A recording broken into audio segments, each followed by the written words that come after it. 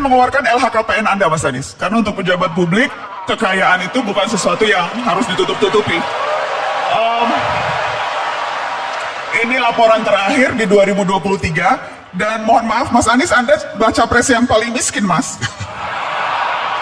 Kekayaan Anda 11,19 miliar. Saya akan... Sebentar, hutangnya berapa? Hutangnya berapa, Mas? Coba, berapa mungkin Mas Anies itu? Ya, tapi nggak ada pinjol kan, Mas? Nggak ya? Enggak. Dari 11 miliar itu, mayoritas bentuknya hutang, karena saya masih kredit rumah sampai sekarang. Oke, saya akan ulang pertanyaan saya. Jadi rencana Anda selain Jadi, fundraising, karena biayanya Kami mahal?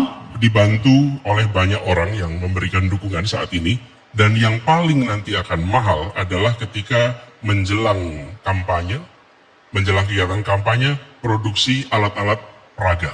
Apa yang sekarang kami lakukan? Yang kami lakukan adalah kami membuat kontennya.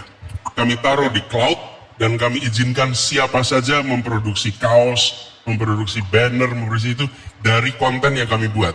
Kami sendiri tidak mencetak, tapi kami menyiapkan kontennya dan kami minta kepada semua, bila Anda percaya kepada apa yang kami mau rencanakan, akan kami kerjakan, bantu kami untuk melakukan perubahan di Republik ini. Mas, ini yang terbaru nggak ya, Mas, ketika kekayaan Anda 13,45 miliar? Kira-kira segitu. Kira-kira segitu.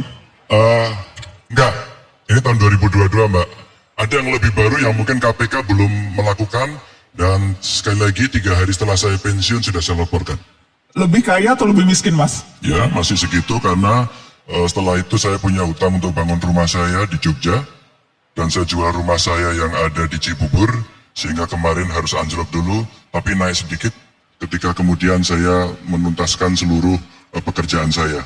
Masih sekitar angka-angka itu. Mas Ganjar, saya tanyakan ini salah satunya karena diskusi soal betapa mahalnya kalau ingin jadi pejabat atau kalau masuk dalam kontestasi politik di negeri ini. Biaya politiknya mahal sekali. Ya. Apa rencana Anda untuk bisa membiayai, Anda ilustrasi Mas Ganjar, untuk TPS saja, TPS kurang lebih itu nanti akan ada 810.000. Ya. Jadi kalau satu TPS, satu saksi dikasih 1 juta begitu ya, itu sudah 800 miliaran lebih sendiri, baru soal TPS. Belum yang lain-lain, mahal sekali. Ya. Bagaimana strategi Anda untuk bisa membayar biaya yang besar itu, Mas? Ada yang lupa Mbak Nana sampaikan seolah-olah saya sedang berjalan sendiri. Tidak. Ada partai yang mengusung, dan besok itu Mbak, untuk pertama kalinya Pilpres dengan pilihan legislatif bersama. Maka sekarang soal pembiayaan dari partai menyiapkan sehingga nanti saksinya kan tidak sendiri-sendiri, saksinya bersama. Maka secara sistematis kami melakukan pelatihan saksi. Siapa mereka? Ada partai-partai pengusung, kader-kader partai, termasuk para relawan. Sehingga sebenarnya pembiayaan gotong royong sudah disiapkan oleh mereka.